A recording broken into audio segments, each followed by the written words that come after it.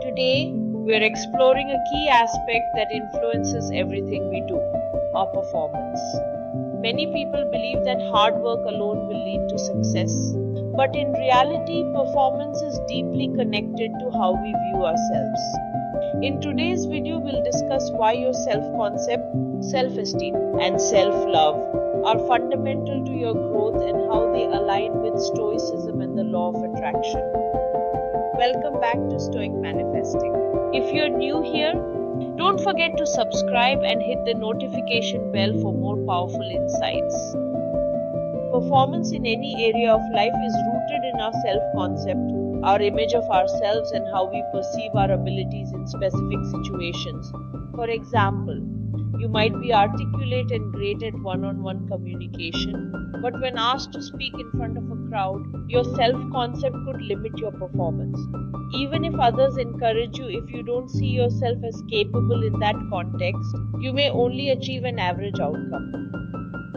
According to Stoicism, we should strive to see things as they are without letting our perceptions cloud reality. Marcus Aurelius once said, "The soul becomes dyed with the color of its thoughts." If our thoughts about ourselves are negative, our performance will reflect that. Your self-concept needs to align with your potential for you to perform at your best. But self-concept is just the beginning. It's influenced by something deeper, self-esteem, which is how much you value yourself as a person. Unfortunately, self-esteem is often misunderstood and misused. When people seek external validation or assert their status, it's usually a sign of low self-esteem.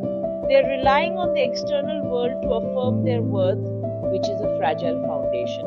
In order to understand the true nature of high self-esteem and how to build it, you need to first understand what low self-esteem looks like and how we erode our self-esteem.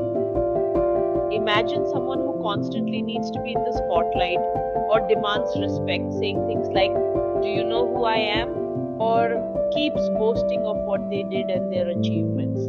This is often a cry for validation, a sign that their self-esteem is dependent on external approval. To most of us, these people are really annoying, but actually we should feel compassion for them. You see, these people are hollow inside because their self-esteem is low. So how do we lower our self-esteem? There are two ways to achieve this. One, by taking illegitimate shortcuts in life, and second, by avoiding challenges and not facing up to life's problems. These are the two most common causes to deplete our self-esteem levels. Think about a time when you felt really proud of yourself. What happened? Chances are you faced a challenge and overcame it. Self-esteem is a daily deposit account with high compound interest. Even if you do not totally succeed at the challenge or solve the problem, just giving it your best shot boosts your self-esteem. Epictetus, the Stoic philosopher, teaches us that true freedom comes from within. No man is free who is not master of himself. When you derive your worth from within, your self-esteem becomes stable and you no longer need the outside world to validate your worth. Years ago, I was one of the organizers at a large conference featuring international speakers. As is typical at such events, the center front row was reserved for the presenters, while the rest of the seating was on a first-come, first-served basis. A gentleman arrived with his entourage and seated himself on one of the reserved seats.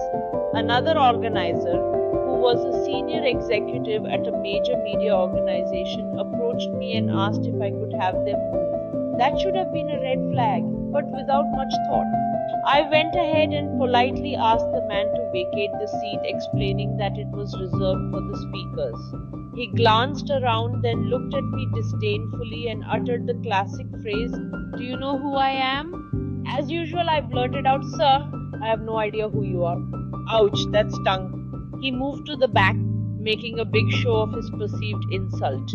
Later, I found out that he was the chairman of a large state-owned corporation and he had achieved this position through politicking. No wonder his self-esteem was so fragile. At the same conference, I also learned what true high self-esteem looks like. About an hour into the session, I noticed the back door opening, and a modest, unassuming man quietly took the first available chair in the last row. I recognized him as someone I had worked with on various projects. He was the chairman of one of the largest and most successful organizations in the country.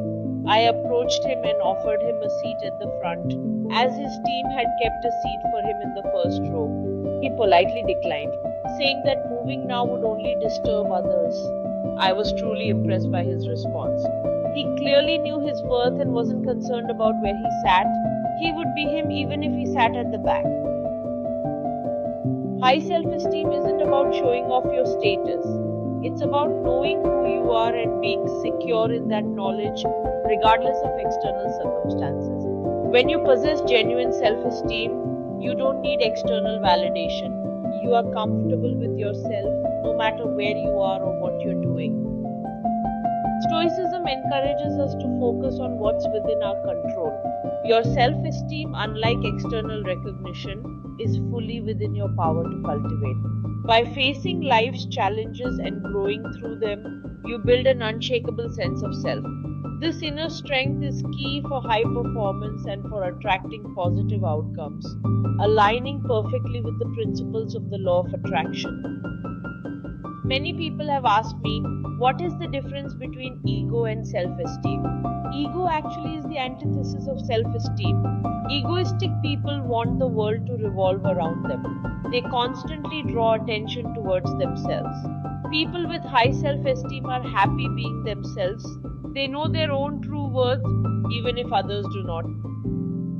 Self-esteem itself is closely linked to self-love, but to understand self-love, we first need to grasp what real love is.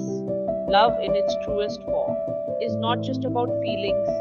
Dr. Scott Peck, in The Road Less Traveled, defines love is the willingness to extend yourself for your own or somebody else's mental, emotional, or spiritual growth. It's about taking action beyond what feels comfortable to grow mentally, emotionally, and spiritually. Love is a choice, not a feeling. It's the willingness to extend yourself, to get out of your comfort zone. According to the law of attraction, growth and expansion are essential for manifesting abundance.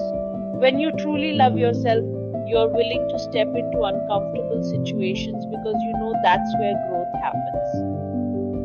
In light of this, self-love means being willing to push yourself for your own growth. It's about meeting challenges head-on and giving your best. Remember, it's an account that requires daily deposits, small steps that build up over time. The more you face and overcome challenges, the more you strengthen your self-esteem and self-concept.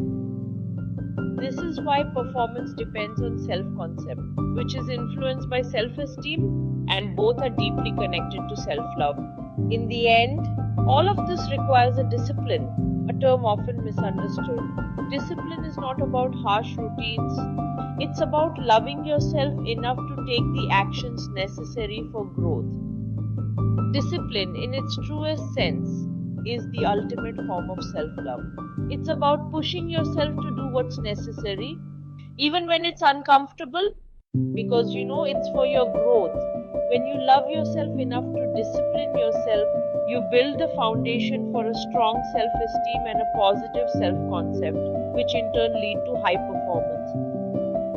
Remember, as Epictetus said, wealth consists not in having great possessions but in having few wants.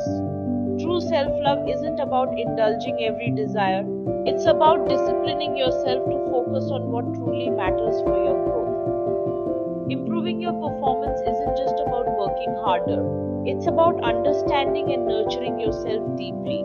If you love yourself enough, you will discipline yourself to take steps for your growth.